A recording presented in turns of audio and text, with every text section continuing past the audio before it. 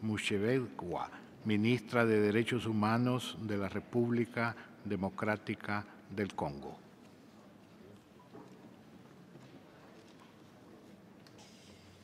Monsieur le Président du Conseil, Monsieur le Haut-Commissaire aux droits de l'homme, Excellences, Mesdames et Messieurs les ministres, Mesdames et Messieurs les ambassadeurs, Mesdames et Messieurs, permettez-moi, avant toute chose, de saisir l'occasion qui m'est offerte pour vous présenter les salutations du Président de la République démocratique du Congo, Son Excellence Joseph Kabila Kabange, et celle du gouvernement de mon pays. Monsieur le Président, je voudrais remercier tous les partenaires de la République démocratique du Congo pour leur soutien au dialogue national initié par le Président de la République, garant de la nation et du bon fonctionnement des institutions de la République en vue de l'organisation des élections libres, crédibles et apaisées. C'est ici le lieu de saluer l'engagement de longue date qui existe entre la République démocratique du Congo et le Haut Commissariat des Nations Unies aux droits de l'homme à travers une collaboration de plus de 20 ans. En témoignent les récentes visites effectuées sur terrain à Goma, Bukavu et Kinshasa par le Haut Commissaire lui-même, et à Kinshasa, Lubumbashi et Goma par le sous-secrétaire général des Nations Unies aux droits de l'homme, M. Andrew Gilmour. Je voudrais également rappeler que les droits de l'homme sont un idéal que partagent tous les États membres des Nations Unies. Dans cette optique, les efforts de la République démocratique du Congo pour la promotion et la protection des droits humains ne sont plus à démontrer. En effet, les récentes conclusions du Haut-Commissaire des Nations Unies aux droits de l'homme et de la présidente de la Commission africaine des droits de l'homme et des peuples en République démocratique du Congo à l'occasion de leur visite de travail, respectivement en juillet et août 2016, sont un baromètre éloquent, notamment en ce qui concerne la lutte contre l'impunité, la protection des civils, les droits des femmes et les droits des enfants. Dans le même contexte, Madame Zainab Awa Bangoura, représentante spéciale du secrétaire général des Nations Unies, chargée de la lutte contre les violences sexuelles commises en période de conflit, a clairement indiqué dans son dernier rapport daté du mois d'octobre 2016 que le taux de violences sexuelles a baissé de 50% en République démocratique du Congo ces 2 dernières années. Ces constats tranchent nettement avec des nombreux progrès réalisés par mon pays dans les domaines des droits de l'homme et de la démocratie grâce au leadership de son Excellence, Monsieur le Président de la République démocratique du Congo, Joseph Kabila Kabange. Au-delà de ces avancées, il y a lieu de reconnaître que les perturbations liées au processus électoral que l'on a pu observer à la fin de l'année dernière ont eu un impact négatif sur la situation des droits de l'homme dans son ensemble. J'en rappelle pour mémoire les tristes événements de septembre et décembre 2016, à propos desquels la justice congolaise a été valablement saisie dès le lendemain des faits, a poursuivi et condamné plusieurs personnes dont la culpabilité était régulièrement établie. Monsieur le Président, je voudrais à présent aborder la question du groupe terroriste opérant sous la dénomination de milice Kamwina Nsapu, dont l'agressivité a causé de nombreuses pertes en vies humaines dans les provinces du Kasaï oriental et du Kasaï central. Cette milice procède depuis plusieurs mois non seulement à des attentats bien ciblés contre des civils innocents qui refusent d'adhérer à l'idéologie de Kamwina Nsapu, mais aussi et surtout s'attaque et détruit tous les symboles de l'État. Le gouvernement condamne fermement ces pratiques ignobles qui sont constitutifs, à tout le moins, des actes terroristes similaires à ceux d'Al-Qaïda au Sahel ou des Chebab en Somalie. Aucun État moderne épris des valeurs républicaines et soucieux du respect des droits de la personne humaine ne saurait tolérer de tels actes. Par-dessus tout, le groupe terroriste de Kamwina Nsapu recrute de gré ou de force des enfants, les armes à la machette ainsi qu'aux armes à feu arrachées aux forces de l'ordre et poussent des centaines d'enfants à commettre des crimes. Ces actes constituent un crime contre l'humanité.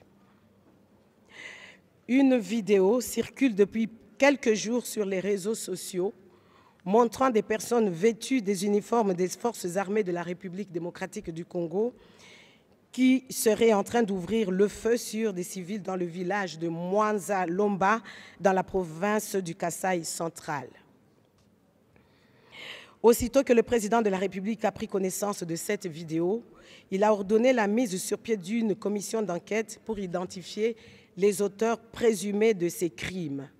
Des hauts magistrats militaires ainsi que des experts du ministère des Droits humains se sont rendus sur le lieu des faits. À cet effet, ma délégation a mis à la disposition du Haut-Commissaire des Nations Unies aux droits de l'homme le communiqué rendu public le 22 février dernier par le gouvernement congolais. C'est pourquoi je réitère ici l'appel à témoins lancé par mon gouvernement pour aider sa commission d'enquête à conclure ces investigations. Les dénonciations irrelatives peuvent être adressées au service de l'auditeur général des forces armées de la République démocratique du Congo ou au ministère des Droits humains. Je voudrais également souligner que le chef de l'État m'a chargé de vous rassurer ici, devant le monde entier, que ces crimes, comme ceux du groupe de Kamwina Nsapu ou de Nemwana Semi, ne resteront pas impunis. À l'issue des enquêtes, les présumés coupables seront déférés devant les juridictions compétentes. Ils seront jugés et condamnés.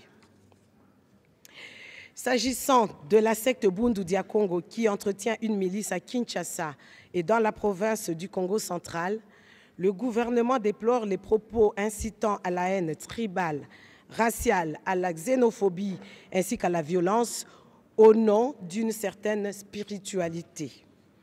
Ces propos sont irresponsables, inadmissibles et répréhensibles. Le gourou de cette secte, parce que c'en est une, Nemwana Semi recrute et arme également des enfants, des femmes vulnérables pour mieux opérer. Parfois, il s'en sert pour attaquer les forces de l'ordre, parfois il s'en sert comme bouclier humain pour échapper au désarmement forcé.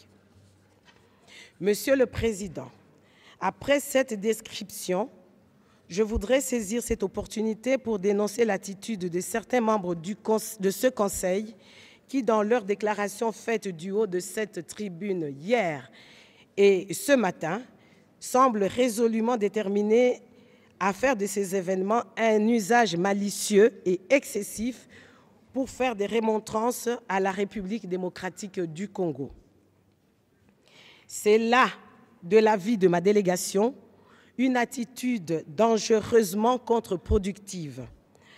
Et je voudrais rappeler à ces pays, au cas où ils l'auraient déjà oublié, que la République démocratique du Congo reste encore un pays en situation post-conflit et dont la déstabilisation risque d'avoir des répercussions incalculables dans la sous-région et sur le reste du continent africain. Permettez-moi de rappeler ici que le rôle de ce Conseil est d'agir pour mettre un terme aux crises des droits de l'homme dans le monde et non d'exacerber des tensions à l'origine de ces crises. Plutôt que de se lancer dans des critiques acerbes, d'attiser des tensions avec des discours incendiaires et de mettre inutilement en danger la paix avec des répercussions sur les droits de l'homme dans mon pays, il y a lieu d'encourager le président de la République démocratique du Congo qui, dans sa quête inlassable de la paix et du bien-être de tous les Congolais, a initié un dialogue constructif qui a réuni autour de l'accord du 31 décembre 2016, dit accord de la Saint-Sylvestre, les filles et les fils de la République démocratique du Congo, en vue de l'organisation des élections libres, apaisées et crédibles à la fin de l'année en cours. L'accord du 31 décembre 2016 va bientôt entrer dans sa phase de pleine exécution avec la conclusion prochaine de l'arrangement dit particulier.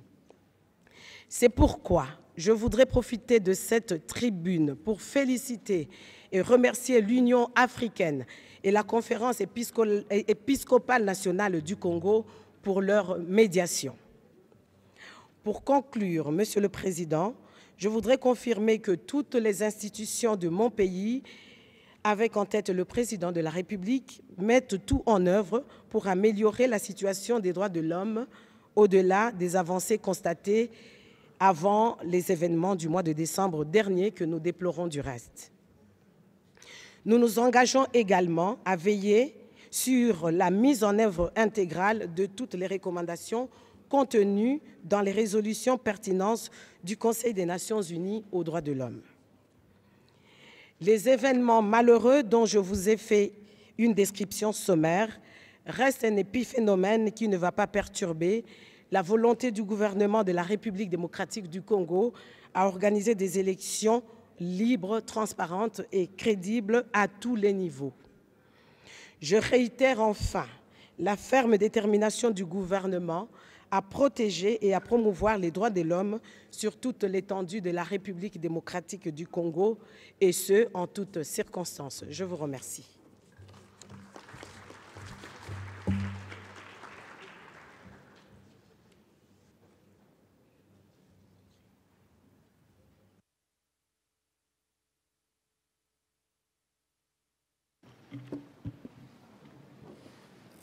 Muchas gracias.